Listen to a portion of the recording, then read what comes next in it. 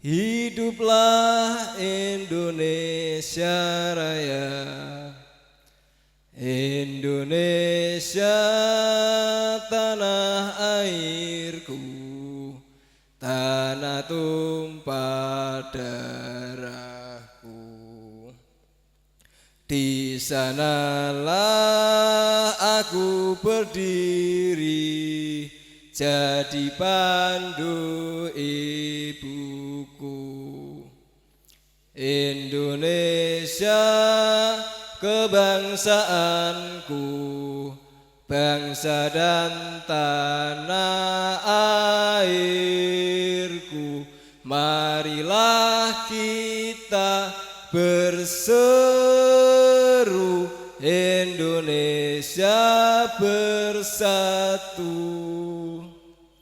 Hiduplah tanahku, hiduplah negeriku, bangsaku, rakyatku, semuanya.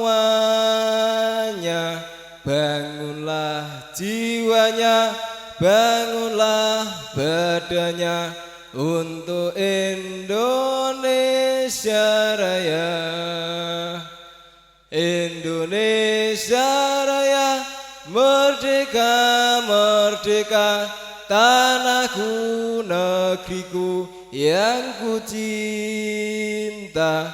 Indonesia Raya, merdeka, merdeka, hiduplah Indonesia Raya. Indonesia Raya, merdeka, merdeka, tanahku, negeriku yang ku cinta. Indonesia Raya, merdeka, merdeka, hiduplah Indonesia Raya. Terima kasih. Kami persilakan untuk kembali duduk. Selanjutnya pembacaan Aqaid Seket yang akan dipimpin oleh Simbah Yai Mung Paryono. Kami persilahkan. Bismillahirrahmanirrahim. Mari kita bersama-sama melantunkan adab Aqaid Seket. Bismillahirrahmanirrahim. Alhamdulillah, muji ing Allah, wa syukrulillah, syukur ing Allah. Rahmat lan salam katur jeung Nabi, kawula warga sahabat Nabi. Wajib mukhalaf kudu ngerteni, Aqaid Seket tangune pati. Wajibe Allah 20 warna, kang pisan wujud maknane ana. Ping pindho kidam dihin artine, ping telu bako langgeng maknane, ping papat mukhalafah suraya, mohal ing Gusti padha nang liya. Wa qiyamuhu jumeneng jate, wa wahdaniyah siji nyatane, kudrah kuwasa iradah kersa, mohal ing Gusti apes kapeksa. Kaping sone ilmu artine, angudaneni kabeh anane. 10 hayat urip sejati, sewelas sama midanget Gusti kaping 12 besor ningali 13 kalam ngendika gati Allah qadiran Allah kuwasa Allah muridan Allah kang kersa Allah aliman kang udaneni Allah hayyan urip sejati Allah samian kang miharasa Allah basiran ningali nyata mutakaliman kang angendika kang tanpa huruf uga swara kang wis tinutur sifat wajibe lamun dibalik dadi mukhale wenange Allah iku mung siji agawe mungkin ninggale edi wajib rasul papat sifate kang dihinjidik bener dawuhe amanah kapercayan tindake ping 3 tablek anakaake kaping 4 fatonah iku limpat dature ora keliru muhali rasul karo dawuhe citra lan ngumpet bebel dature wenange rasul ya iku kaya laku lumrahe para manungsa kaya dahar ngunjuk lan jare sate lan tumbas uga liyane iki akoke cek tunggale wajib ing sira ngerti maknane supaya tetep Islam imane tutuke ajal mesem atine amin ya Allah Rabbal alamin bijahi Nabi Sayyidil Mursalin. Alhamdulillah. Matur nuwun mateng kakanda ingkang kawula tresnani. Bapak Ibu, saatnya kita memasuki suluk Senen Paingan edisi yang ke-37, yakni dengan tema Konsertok Ngakoit Seket Sangune Pati. Kepada beliau Mas Yai Hudaullah Ridwan kami persilahkan untuk naik ke panggung. Konser adalah pertunjukan, tok itu pembicaraan. Jadi selain pertunjukan, kita membicarakan dengan tema apa itu Akoid Seket Sangune Pati.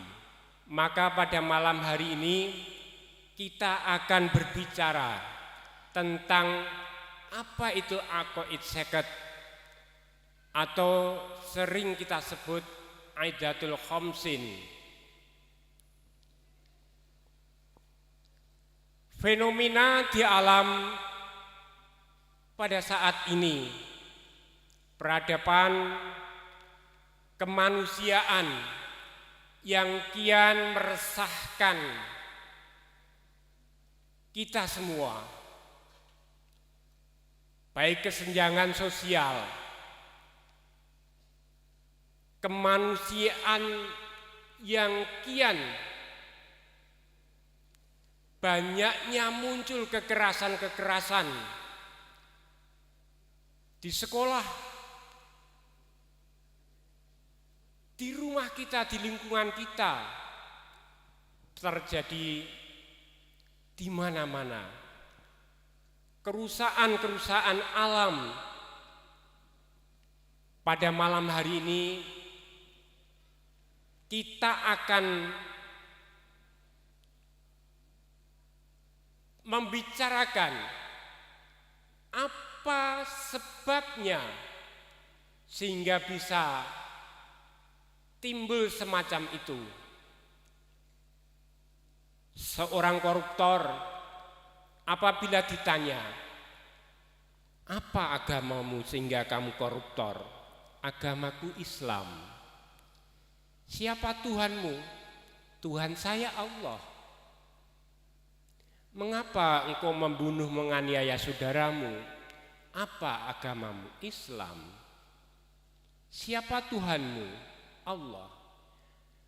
Maka bisa dibilang orang-orang yang bersangkutan seperti ini mereka juga bertauhid, berakidah. Bagaimana mungkin seseorang yang bertauhid, berakidah bisa melakukan semacam ini? Selanjutnya lebih gamblangnya nanti kita bahas, kita tanyakan kepada Mas Yai Huda, apa itu aqaid seket? Sebelumnya saya itu mau berkenalan sama Mas Ridwan ini, sebetulnya itu rumahnya mana gitu, saya sebetulnya belum tahu itu ya, belum tahu. Padahal sering ketemu di sini. Nanti bisa diawali ta'aruf dan sekalian menyampaikan penjelasannya. Sebetulnya seberapa pentingnya kita itu mempelajari ilmu tauhid, Mas Huda. Jangan-jangan kita itu sudah mengaku la ilaha illallah, tetapi mengapa hal ini masih bisa terjadi kepada saudara-saudara kita, bahkan juga menimpa pada diri pribadi kita masing-masing. Oleh karena itu kepada Mas Huda, Kang Mas Yai Hudaullah Ridwan, kami persilahkan. Assalamualaikum warahmatullahi wabarakatuh. Bismillahirrahmanirrahim. Alhamdulillahirabbil alamin. Wassalatu wassalamu ala asyrafil anbiya'i wal mursalin sayyidina wa maulana Muhammadin wa ala alihi wa sahbihi ajma'in, amma ba'du.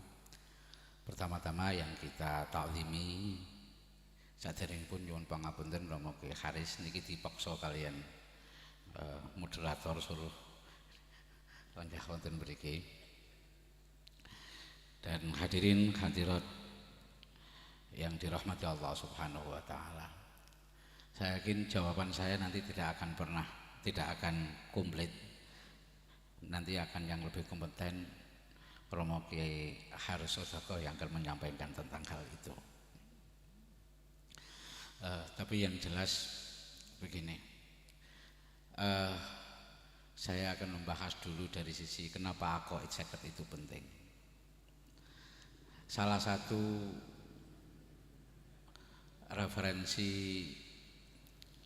kuno yang secara jelas menyebutkan aqaid seket. Aqaid seket itu adalah kitab yang sudah sangat masyhur di kita, yaitu kitab Aqidatul Awam. Kitab Aqidatul Awam karangan Syekh Al-Imam Marzuki. Mungkin belum banyak yang tahu ngapunten tentang bagaimana Syekh Imam Marzuki itu sampai mengarang Aqidatul Awam yang kemudian menjadi isinya ya aqaid saket itu. Jadi Syekh Imam Al-Marzuki itu kelahiran Mesir. Beliau lahir pada tahun 1205 dan beliau wafat pada tahun 1281. Nah, Hijriah pada tahun 1258, pada tahun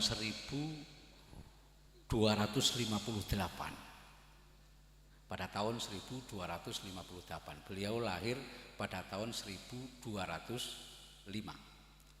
Pada tahun 1858 tepatnya di minggu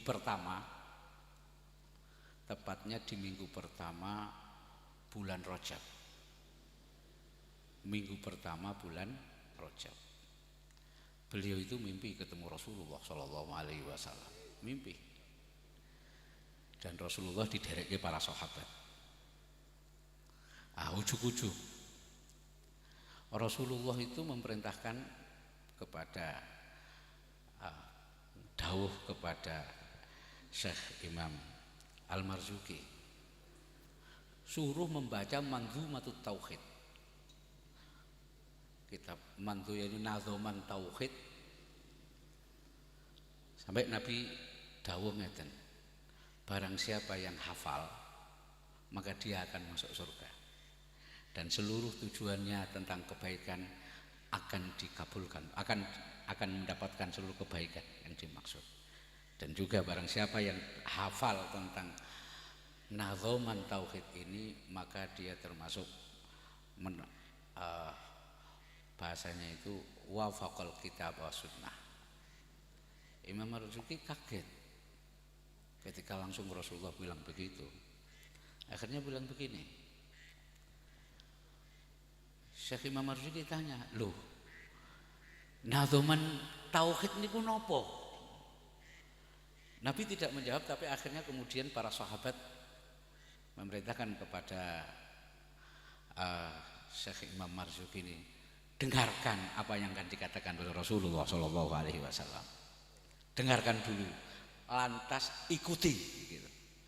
Dan ternyata Rasulullah itu membaca nazoman yang ada di Aqidatul Awam ini, yang diawali dengan Abda'u Bismillahirrahmanirrahim ini, yang sampai pada bait ke-26.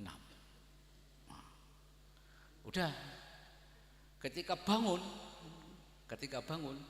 Syekh Imam Marzuki sudah hafal, sudah hafal. Dah waktu berlalu itu masih masih tahun 1258, tahun yang sama bulan Dzulqa'dah, mimpi lagi ketemu Rasulullah. Jadi saya ingat nazoman itu ya.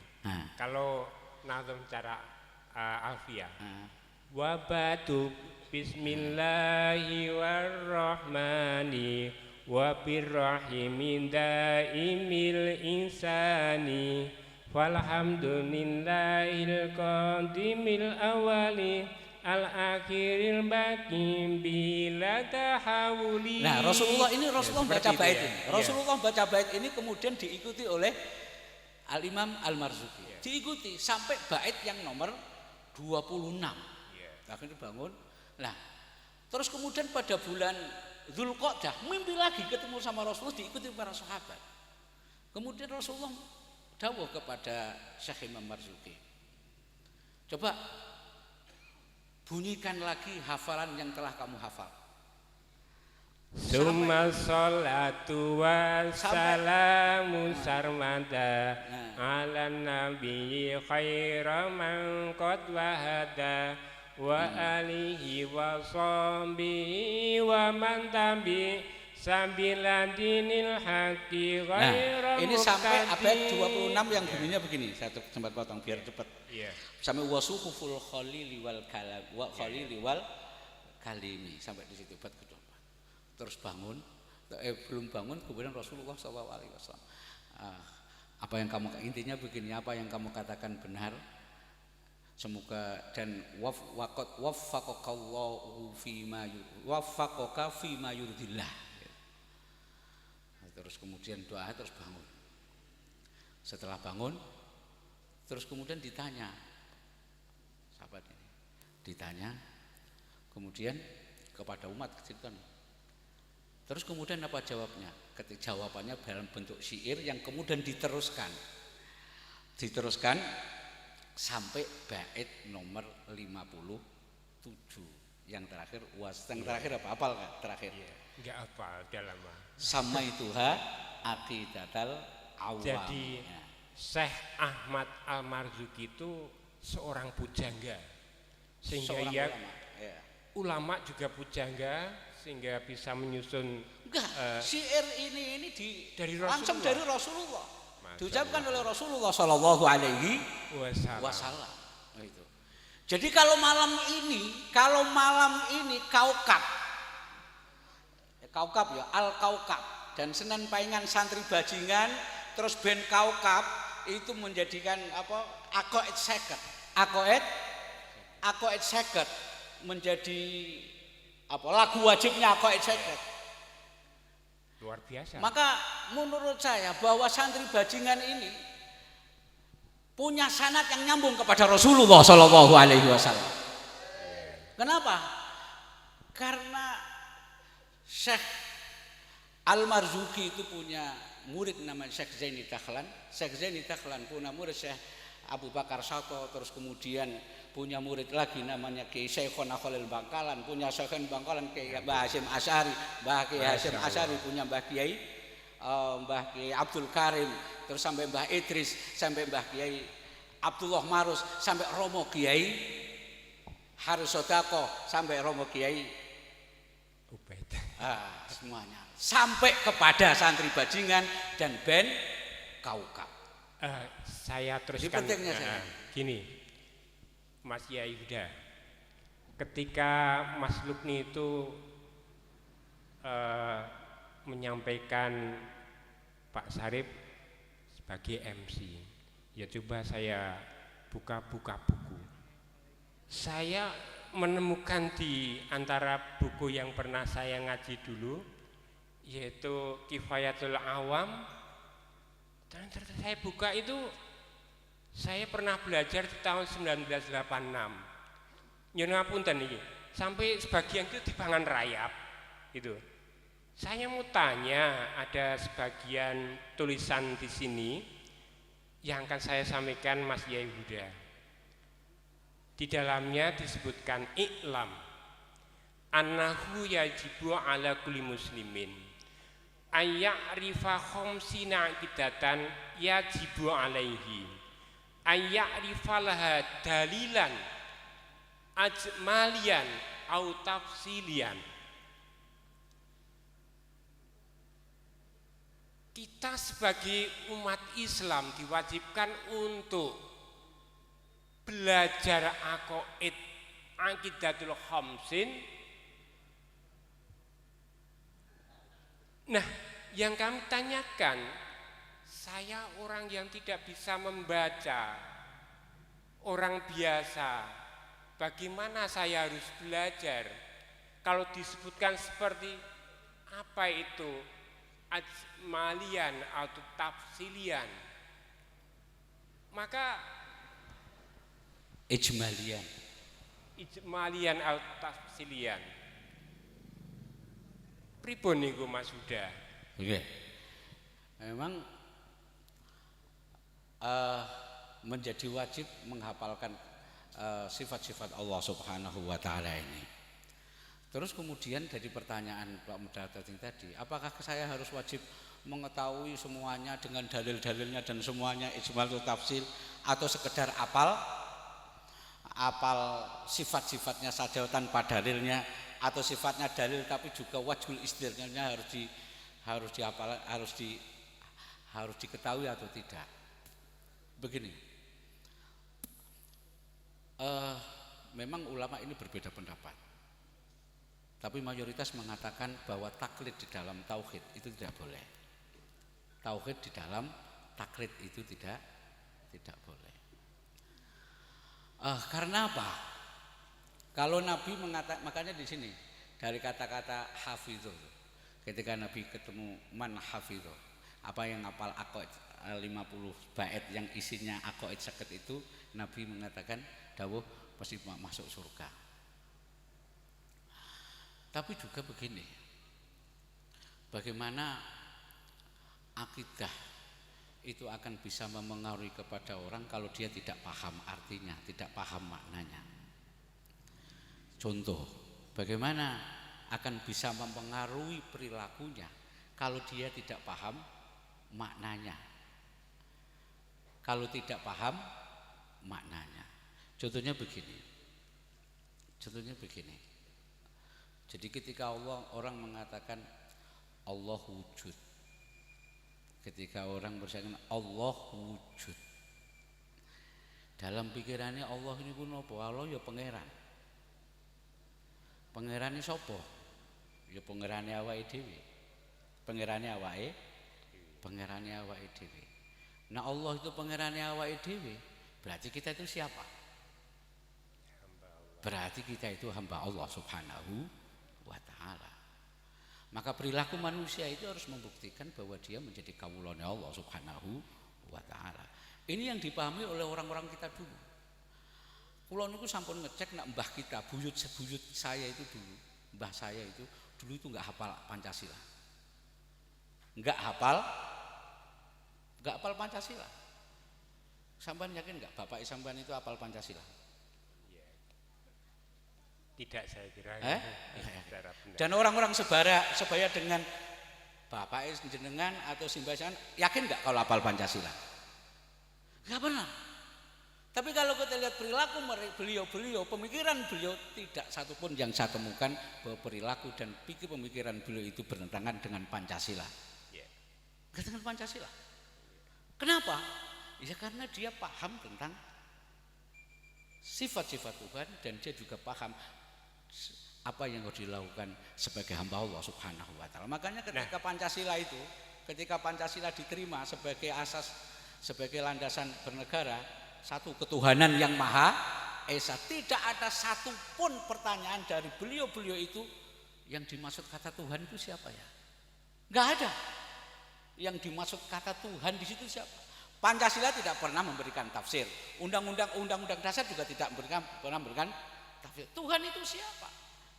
Tapi beliau tanpa ditafsir sudah paham siapa pada Tuhan itu, yaitu yang ada di aqaid seket itu, dan dia memahami betul. Lebih penasaran, mari kita mendengarkan ya Romo Yai Ahmad Harisodako agar lebih gamblang apa itu aqaid seket. Begitu pentingnya makrifat belajar tauhid akidah ini. Di Minhajul Abidin Imam Ghazali itu ilmu dan makrifat ada di bab yang pertama. Di Al-Hikam juga ada di bab masalah makrifat. Oleh karena itu kepada beliau Romo Kiai Ahmad Harisodako kami persilahkan. Assalamualaikum warahmatullahi wabarakatuh. Alhamdulillahilladzi sadaqa wa'dah wa nasara 'abdah wa a'azza jundahu wa hazamal ahzaba wahdah. Assalatu wassalamu ala Rasulillah Sayyidina wa Maulana Muhammad ibn Abdillah khairi khalqillah la nabiyya ba'dah wa ala alihi wa ashabihi wa man tabi'ahum bi ihsanin ila qiyamis sa'ah. Amma ba'du.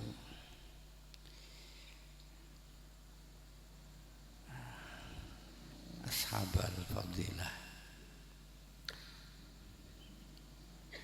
para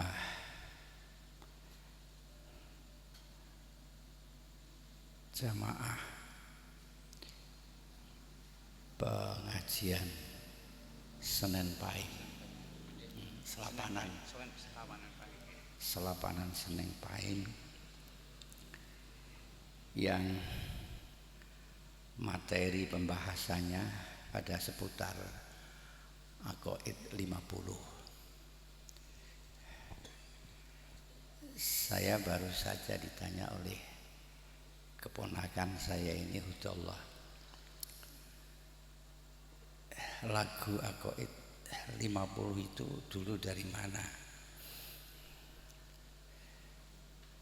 Waktu itu saya masih kecil, sudah mendengar lagu itu. Sudah mendengar lagu itu dikumandangkan oleh orang-orang sepuh. Sebab pengajian Selapanan itu sejak saya kecil di sini itu sudah ada. Dulu ada rutinitas Selapanan yang diisi oleh Mbah Amin Gubuk dan Mbah Bisri Mustafa Rembang. Kemudian saya ikuti karena itu adalah tinggalan orang tua, warisan orang-orang alim, orang sepuh. Saya tidak mempersoalkan sedikit pun susunan yang ada di dalam Aqaid 50 dengan bahasa Jawa itu. Hanya nyuwun sewu, ketika saya teliti di situ sifat-sifat wajib Allah telah dituturkan, tapi tidak disinggung tentang sifat mukhal Allah. Maka ada satu tambahan syair, abeh iku sifat wajibe nek dibalik dadi mukhale. Niku tambahan saya. Saya tidak mengada-ada pada waktu itu, saya beranikan. Setelah lama saya pikir kok wajibe tok mukhale gak ono. Padahal mukhale itu adalah kebalikan daripada sifat wajibe Gusti Allah. Tadi sudah dibicarakan tentang Aqaid 50 ini sebagai perwujudan daripada sifat-sifat Allah. Perwujudan dari sifat-sifat Allah. Kita belum sampai menuju kepada Dzatullah, masih dalam seputar sifat-sifat Allah. Saya yakin sifat-sifat Allah ini dirangkum oleh pengarangnya, apalagi itu tadi Rasulullah yang menyampaikan, dirangkum dari rangkaian susunan Al-Quran dan dirangkum pula dari kesimpulan para Kanjeng Rasul tentunya tentang apa itu namanya ciptaan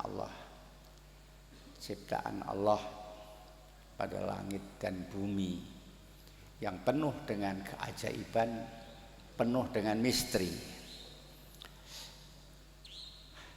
Dari itu semuanya kemudian bisa ada kesimpulan menjadi Aqaid yang 50 ini.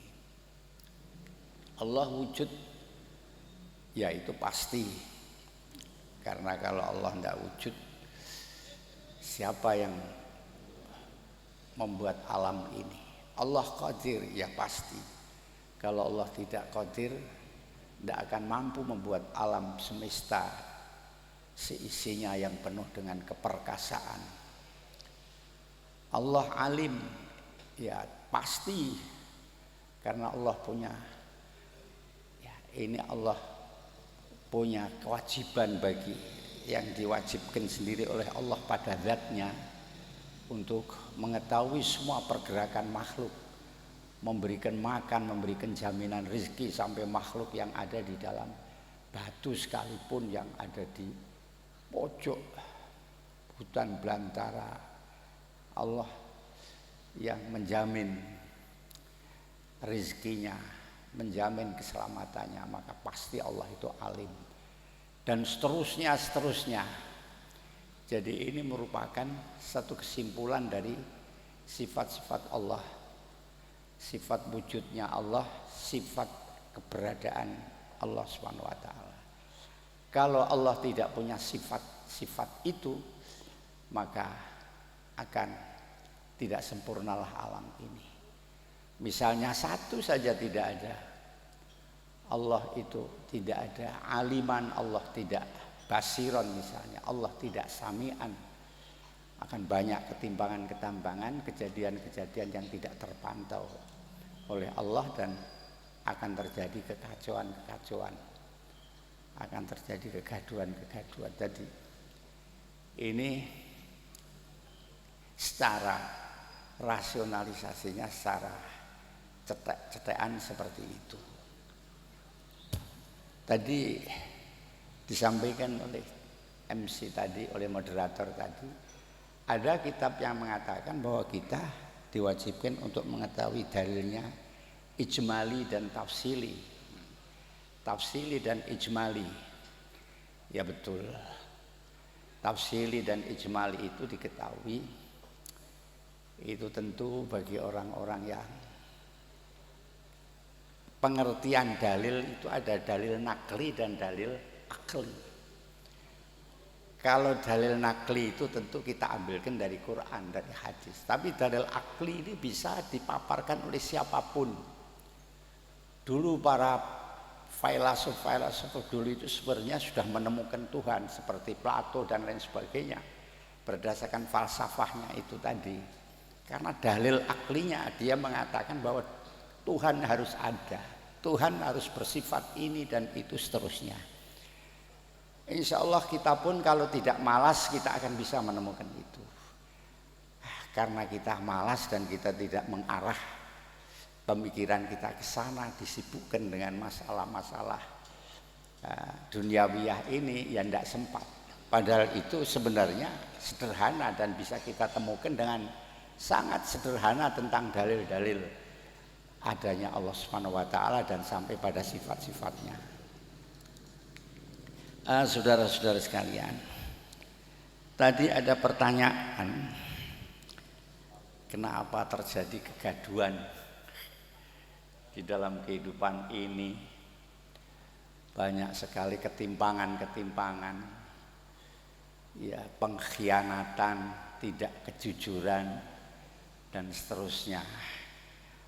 Pertanyaan itu sama dengan pertanyaan kenapa Allah menciptakan setan. Kenapa Allah menciptakan sifat keserakahan pada diri manusia? Kenapa Allah menciptakan nafsu pada diri manusia? Sama dengan pertanyaan itu. Kalau sampean sudah bisa menjawab kenapa manusia punya nafsu, punya hubbud dunya, punya hubbul jah, hubbur riyasah, maka akan sampean temukan kenapa terjadi kegaduhan ini. Jadi kegaduhan-kegaduhan ini ya akibat dari sifat manusia itu sendiri yang diciptakan oleh Allah agar kehidupan ini bisa bervariatif, bisa bermacam-macam, bisa aneh-aneh, yang semuanya itu nanti akan disimpulkan oleh Allah, akan dinilai oleh Allah ayyukum ahsanu amala.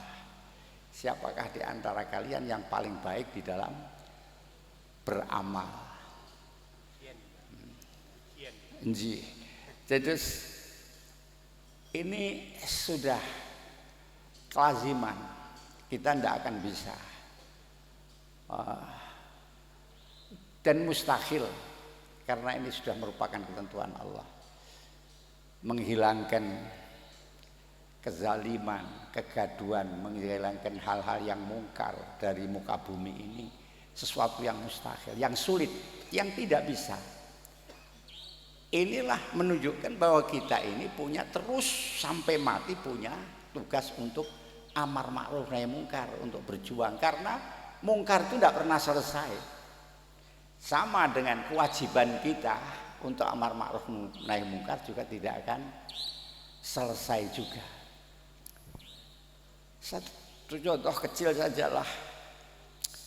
Ada seorang ulama itu mengatakan begini, saya itu lebih takut dari godaan wanita daripada godaan setan. Begitu. Aku kuwi wedi nek digodha wong wedok katimbangane digodha karo setan. Sedang di dalam ayat Al-Qur'an ada inna kaidas syaitoni kana doifa.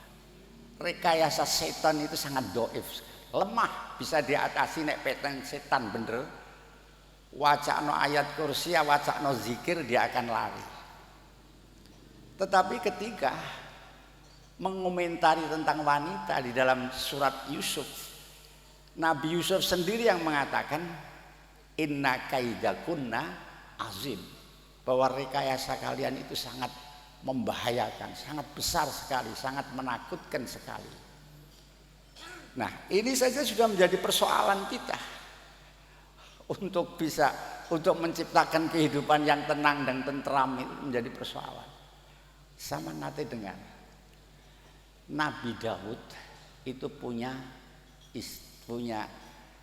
putra yang namanya Nabi Sulaiman alaihissalam. Ibunya siapa? Ibunya adalah istrinya Aruya yang dulu menjadi patihnya Nabi Daud. Yang Nabi Daud itu terus terang ini lepas, jangan dibicarakan tentang mengurangi marwah Nabi. Dulu pernah mencintai istrinya, patihnya namanya Aruya ini.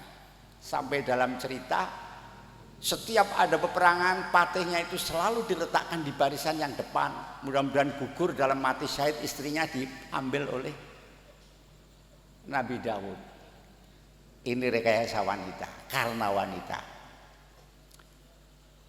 Sampan ingat lagi di dalam cerita Nabi Sulaiman ketika mengancam burung hudhud.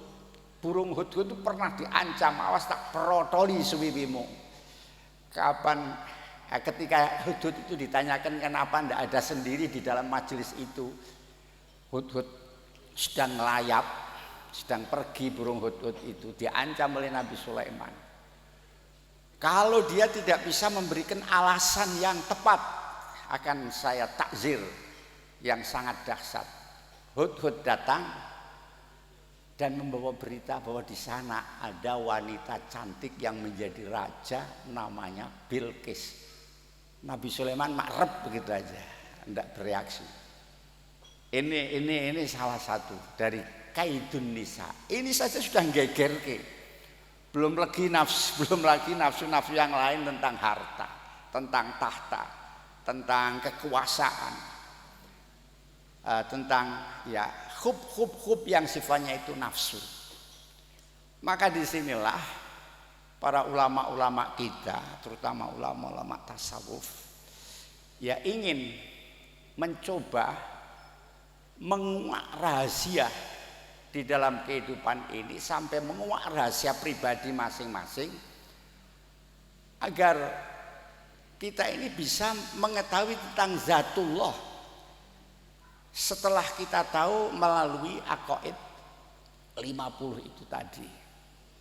Nah ini mula kita dianjurkan, kita harus paham di dalam kehidupan ini, kita harus paham apa yang terjadi dan apa itu yang sifatnya memang sudah ketentuan Allah. Sampai narap ingkar karo maksiat gak iso, Gusti Allah nggawe setan. Nek sampean ditakoni apa arep ora jawab, setan sing gawe sapa niku sampean jawab piye? Mang jawab saja. Muni sampean ora Gusti Allah ngoten, pasti sampean akan mengatakan Gusti Allah. Kenapa setan dijadikan? Yaitu justru untuk menguji kita. Sampai sekuat apa iman kita, sampai sekuat apa dalam rangka kita memegangi agama ini. Sampai sekuat apa kita melawan nafsu kita niki. Nah niku Mula di dalam kitab hikam di sana dikatakan bahwa kita jadi orang jangan gumunan, jangan kagetan. Jangan gumunan, jangan kagetan ketika kita menemukan hal-hal yang aneh-aneh di dalam kehidupan ini. Ya memang sifat dunia itu seperti itu. Sifatnya dunia niku kados ngaten niku. Kalau kita selalu aneh dengan perubahan-perubahan yang ada, kejadian-kejadian ada, ya selama hidup kita akan aneh terus, akan gumun terus. Kapan kalau kita gumun terus kemudian akan bisa mendekat kepada Allah, akan bisa berzikir kepada Allah? Mila aja gumunan selagi kita masih hidup di dunia ini, kita jangan sampai gumunan menganggap aneh kejadian-kejadian yang selalu sampean rasakan membuat ruwet, membuat sedih, membuat susah. Iku wis dadi kelazimane ana seneng, ana susah, ana duwe duit, ana ora duwe duit, ana ya ada rasa cinta, ada rasa benci dan seterusnya. Ini selalu sampean ketemukan selagi sampean masih hidup ini. Ini semua jangan membuat kita itu menjadi kagum, gumun, aneh. Artinya fokus kita harus kepada Allah. Apapun yang terjadi namanya keimanan kita itu jangan sampai tergoyahkan dengan kejadian yang aneh-aneh niki. Ini maksudnya Mbah Ki atau ilah ngaten. Ojo terus wis cuek ora sadi gomeni. Yang penting kita terus ngejar kesenangan duniawiyah, wong ngelek wis biasa. Ndak begitu maksudnya. Maksudnya ya kowe terus tetap fokus kepada Gusti Allah. Jangan larut dengan kesedihan yang sedang kamu alami. Jangan kamu lupa daratan dengan kenikmatan yang sedang diberikan oleh Allah. Jangan. Itu semua memang perubahan-perubahan di dalam kehidupan ini. Fokusmu kepada Allah tetap harus istiqomah. Nah, begitu. Saya tadi di dalam apa itu namanya pengumuman itu ada namanya apa? Kontes apa jenenge? Konser Akoid Seket ono suluk-suluk barang begitu. Ada kata-kata suluk-suluk begitu nggih? Oh, suluk Senen Paingan. Ya. Saya nggak ngerti bagaimana pengampu pengajian ini memberi nama suluk di dalam kegiatan ini. Oh, maknane suluk ki piye? Sebab suluk itu perjalanan spiritual. Nek safar niku perjalanan lahir, tapi kalau suluk itu perjalanan batin. Ini sudah menjadi istilahnya ahli tasawuf. Suluk dalam rangka kita menuju kepada Allah dengan cara kita menghilangkan sifat-sifat yang tidak baik. Ini sangat terkait dengan namanya tasawuf. Sangat terkait dengan istilah-istilah seperti musyahadah, ma'rifat dan lain sebagainya. Jadi ini sebenarnya bukan bahasa yang enteng, muatannya sangat berat sekali kata-kata suluk ini. Tadi pagi kebetulan saya ngaji hikam tepat pada pembahasan tentang suluk ini. Bahwa ar-rakhilun atau as-sairun yasiruna ilallah bi anwarit tawajjuh. Orang-orang yang sedang berjalan menuju kepada Allah itu memakai obor atau memakai sinar yang namanya tawajuh.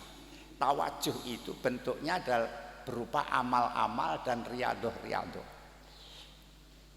Ketika orang itu riadoh, amal menuju kepada Allah, seolah-olah orang itu sedang membuat lampu penerang dalam rangka untuk menuju kepada Allah. Niki tawajuh. Di sana dibahasakan seperti itu di dalam kitab hikam. Sampai dia nanti kepada Gusti Allah. Jadi dengan demikian maka cahaya anwarut tawajuh itu sangat didambakan oleh orang-orang yang sedang suluk menuju kepada Allah, karena diambil sebagai satu perantara saja. Nanti kalau sudah sampai kepada Allah maka sudah tidak lagi perlu suluk-suluk itu. Tidak perlu lagi ada amal, tidak perlu lagi ada riyadhah. Tidak perlu, bahkan tidak perlu ada ibadah. Mungkin kalau dibahasakan ekstrimnya akan seperti itu. Sebab dia sudah ketemu dengan Allah, dia tidak butuh apa-apa kecuali hanya Gusti Allah. Nah, disinilah ada satu suasana batin yang tidak bisa dibahasakan. Sehingga kalau ada orang membahasakan batin ini, perasaan batin yang seperti ini kok dibahasakan, itu bohong menurut saya. Sebab ini tidak bisa dibahasakan. Wis aku ora perlu sembahyang lah, ora perlu sembahyang, aku wis tekan dengan Gusti Allah. Itu bohong, tidak bisa. Itu hal yang sudah tidak bisa dibahasakan lagi. Apabila ada orang mengaku-ngaku masih membahasakan bagaimana suasana ketemu Allah, itu namanya bahasa-bahasa yang sudah dikemas dengan bahasa sum'ah, bahasa riya dan seterusnya yang tidak benar, yang tidak sesungguhnya. Nah begitu. Jadi inilah makna daripada suluk. Kalau kemudian pengajian Ahad Senin Paingan ini memang ada arah ke sana, tapi sejak dimulai dari tahapan yang paling bawah, oke, itu adalah bagian daripada kita suluk menuju kepada Allah. Memahami aqaid sakat adalah bagian daripada suluk kita menuju kepada Allah. Tapi ini yang terakhir yang perlu dicatat di dalam Syekh Athaillah. Syekh Athaillah itu muridnya Imam Mursi. Imam Mursi itu muridnya Imam Abil Hasan Asyadzili. Imam Mursi itu hanya punya murid kalau tidak 3-4, tidak banyak muridnya, tapi semuanya menjadi tokoh-tokoh seperti Imam Busiri yang mengarang Burdah. Saya sudah sering kali sowan ke sana ke Syekh Athaillah Sakandari. Di dalam makalahnya yang terakhir beliau mengatakan, tasawwufuka ila ma batana fika minal uyub khairun min tasawwufika ila ma hujiba anka minal huyub. Keinginanmu atau usahamu untuk mengetahui cacat-cacat batinmu itu lebih baik daripada keinginanmu untuk mencari kejelasan tentang hal-hal yang gaib ini, mencari kejelasan hal yang dirahasiakan oleh Allah. Kaya dene kenapa terjadi seperti ini, itu rahasianya apa? Termasuk juga minta kejelasan kepada Allah ketika kemarin Indonesia melawan Cina itu menang di Gusti. Termasuk mencari kejelasan itu tidak baik. Termasuk mencari keramat, mencari ilmu-ilmu laduni, mencari makrifat, itu lebih baik sampean berupaya untuk mencari kekurangan-kekurangan, kesalahan-kesalahan sampean kepada Allah Subhanahu wa taala, dibandingkan daripada usaha kalian mencari keramat. Wirid-wirid sampean itu kalau kita temukan dengan makalah ini itu tidak ada artinya, dibandingkan dengan sampean merenung mencari kesalahan, kelemahan sampean sendiri. Daripada sewirid semalam saya baca hasbunallah, besok biar dapat rezeki dan sebagainya, tidak ada artinya kalau dibandingkan dengan usaha untuk mencari kesalahan-kesalahan sampean sendiri. Sebab apa? Ya namanya sampean mencari keramat, mencari keistimewaan, mencari makrifat itu adalah kepentingan sampean. Kepentingan sampean, bagian sampean, tidak untuk Allah. Kalau Allah perintahkan kita itu untuk istiqomah, tidak untuk mencari karomat. Jadi al istiqomah afdhalu min alfi karomah. Zaman pernah dengar ini bahwa yang dikehendaki Gusti Allah sekalian itu istiqomah. Jangan kamu mencari karomah. Bahasa ulamanya kun tolibal istiqomah wala takun tolibal karomah. Carilah istiqomahnya kamu di dalam beribadah, mengabdi kepada Allah, jangan kamu cari karomahnya. Karena memang karomah itu semua orang senang, karena itu kepentingan orang itu. Tetapi kalau istiqomah itu kepentingan Allah, maka tentu akan lebih hebat, akan lebih berharga apa yang diperintahkan oleh Allah daripada kita mementingkan kepentingan kita sendiri. Nah, seperti itu. Nah, ini yang betul-betul yang paling akhir. Apa kesalahan-kesalahan kita, cacat-cacat diri kita yang harus kita korek, yang harus kita ketahui.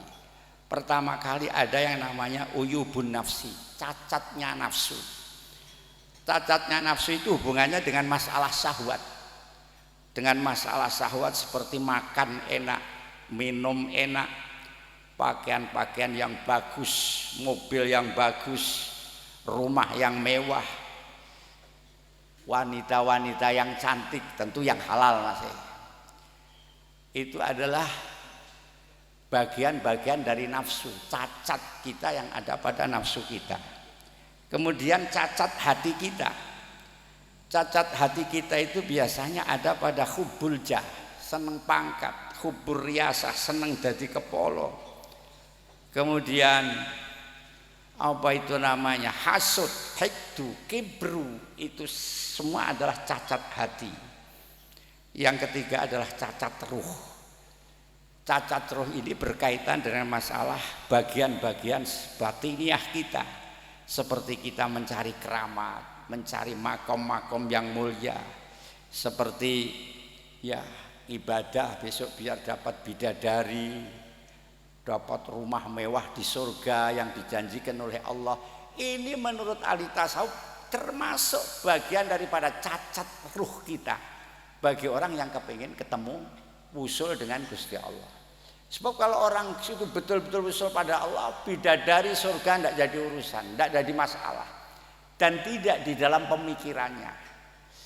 Akan ada yang lebih istimewa lagi ketika kita ketemu Gusti Allah daripada semua itu yang dijanjikan. Nah, ini betapa beratnya saudara-saudara saya sekalian untuk kita betul-betul ini bisa memahami, menghayati bagaimana aqaid seket yang sesungguhnya, sehingga kita bisa menemukan ainul yakin di dalam persoalan tauhid ini. Nah, ini insya Allah ya, karena kita ini sangat kita maklumi bahwa fokus kita, kesibukan kita hanya ada pada hal-hal yang sifatnya itu dasar, sifatnya itu datar. Andai kata kita mau sedikit meningkatkan berpikir kita untuk menemukan bahwa Gusti Allah itu harus bersifat sami'an, itu gampang. Gusti Allah harus bersifat muridan, itu gampang. Gusti Allah bersifat qahir, itu gampang. Qabid, itu gampang. Kalau kita mau sedikit berpikir, sebab apa? Sebab semuanya itu telah kita alami. Semuanya itu kita alami, tinggal kita menemukan, oh Gusti Allah, selama ini kita itu kan kenal Asmaul Husna itu hanya kepada nek Gusti Allah itu Maha Rahman Rahim tok toh. Wis bolak-balik diwolak-walik Gusti Allah itu Maha Rahman Rahim. Sehingga ketika kita ketemu dengan cobaan Allah yang sifatnya qahru, memaksa, kita itu kaget. Kenapa saya begini Gusti? Mbak yo, ketika itu kita juga mengatakan, oh memang Gusti Allah itu punya sifat qahir, sehingga kita ketika dipaksa, dipres oleh Allah itu sadar banyak Gusti Allah punya sifat qahiron, seperti itu. Nah, ini hanya sedikit melengkapi saja, nanti akan ketemu. Coba Bapak Ibu sekalian kalau sudah sampai di rumah nanti direnungkan ini, dimulai dari Allah wujud, ketemu nanti Sebab kalau Allah tidak wujud, bagaimana alam ini bisa menjadi wujud? Kidam bako, sebab kalau tidak kidam nanti Allah akan sama dengan hawadis.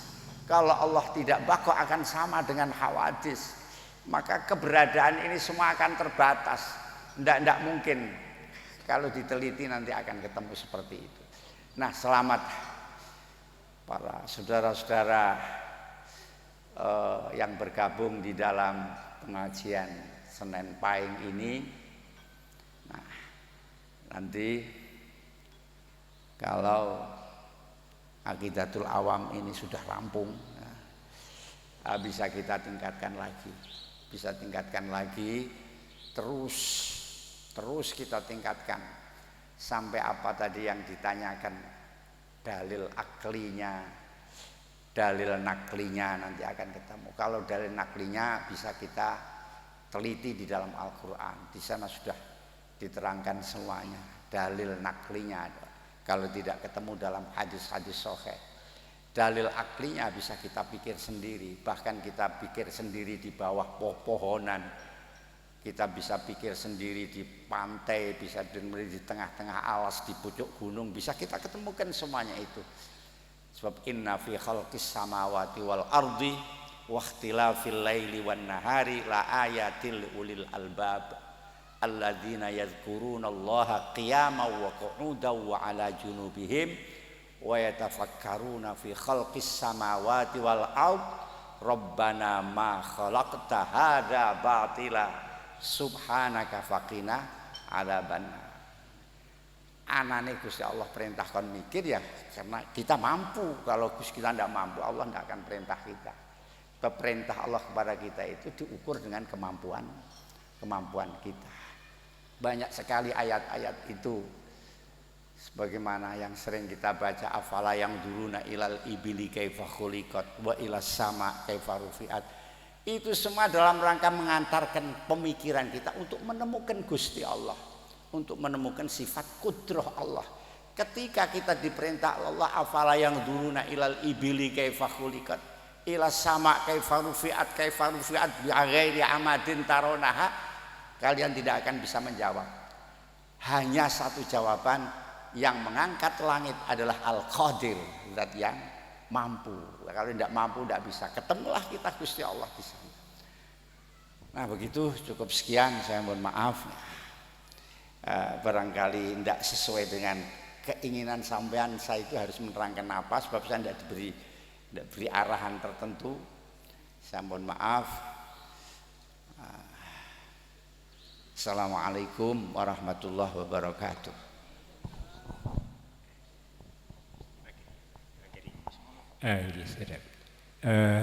Terima kasih kepada Romo Kiai. Jadi HP ini ada karena ada pabriknya. Kalau ada teletong pasti ya di situ ada sapi atau kerbaunya. Hari ini saya sangat senang sekali bisa mengikuti kajian 1 hari 3 kali sama Mbah Haris ini. Pertama tafsir, ingat pesan bahwa mengapa kita melihat dunia harta benda itu secara dohiriyah, bukan secara batiniah. Yang kedua adalah masalah tawajuh, dan juga kita harus introspeksi apa kesalahan-kesalahan diri kita. Terima kasih banyak Romo Kiai Haris Sodakoh atas tausiahnya. Kami nanti masih memintakan kepada Simbah Haris untuk memimpin doa pada akhir acara ini. Dari saya, selanjutnya akan kami serahkan season yang kedua, yakni konser Ngakoit Seket Sangunipati kepada Gus Lukni Maulana